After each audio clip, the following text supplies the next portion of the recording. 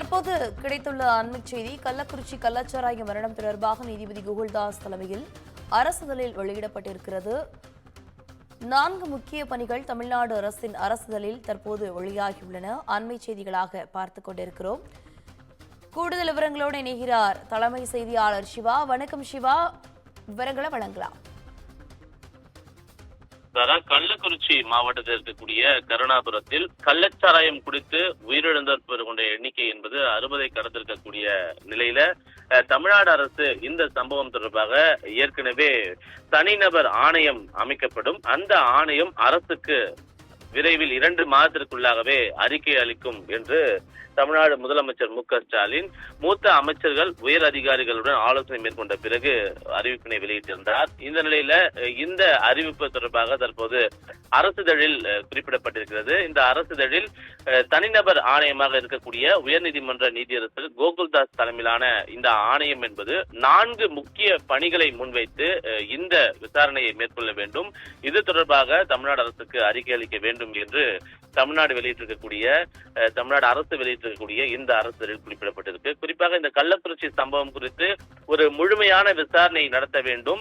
எதிர்வரக்கூடிய காலங்களில் இதுபோன்ற சம்பவங்கள் தமிழ்நாட்டில் மீண்டும் நடைபெறாமல் இருக்க மேற்கொள்ள வேண்டிய நடவடிக்கைகள் குறித்து அரசுக்கு ஆலோசனை வழங்க வேண்டும் என்பதனை அன்றைய தினமே முதலமைச்சர் மு.க.ஸ்டாலின் தெரிவித்திருந்தாலும் கூட 2 முக்கிய விஷயங்கள் தொடர்பாக கூடுதலாக இந்த அரசிதழில் இந்த ஆணையத்திற்கான பணிகளாக வழங்கப்பட்டிருக்கிறது.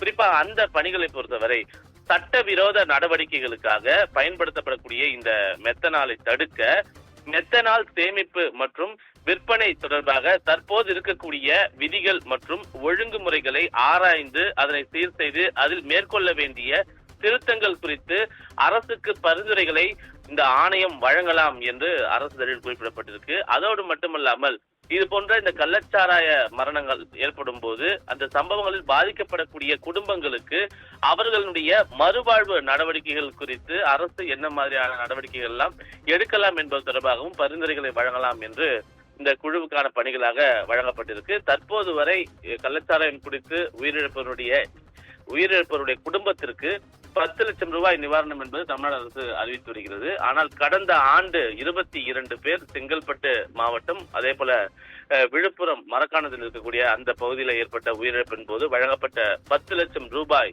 அந்த 10 லட்சம் ரூபாயை வைத்து தங்களுடைய வாழ்வாதாரத்தை முழுமையாக தங்களால் நடத்த இயலவில்லை என்று ஏற்கனவே அந்த பகுதியில் இருக்கக்கூடிய மக்கள் ஓராண்டு கழித்து அவர்கள் இது தொடர்பான தகவலை வெளியே சொல்லியிருக்கக்கூடிய நிலையில இந்த 10 லட்சம் ரூபாய் ஒட்டுமொத்த மக்களுடைய வாழ்வாதாரத்துக்காக பாதிக்கப்பட்டிருக்கக்கூடிய இந்த மக்களுக்கான வாழ்வாதாரத்தை சீர் செய்யுமா, மேம்படுத்துமா என்பது தொடர்பான ஒரு அறிக்கையை தயாரித்து இந்த ஆணையம் வழங்க வேண்டும். அல்லது அவருடைய மறுவாழ்வுக்கு அரசு என்ன மாதிரியான பணிகளை செய்யலாம், அவர்களுக்கு வீடு கட்டி தருவது, அரசு வேலைவாய்ப்பு வழங்குவது, குடும்பத்தில் இருக்கக்கூடிய பிள்ளைகளை படிக்க வைப்பது போன்ற பல்வேறு பரிந்துரைகளை முழுமையாக ஆராய்ந்த பிறகு அரசுக்கு இந்த ஆணையம் வழங்க வேண்டும் என்பன போன்ற பணிகள் தான் தற்போது அவர்களுக்கு ஒதுக்கப்பட்டிருக்கிறது.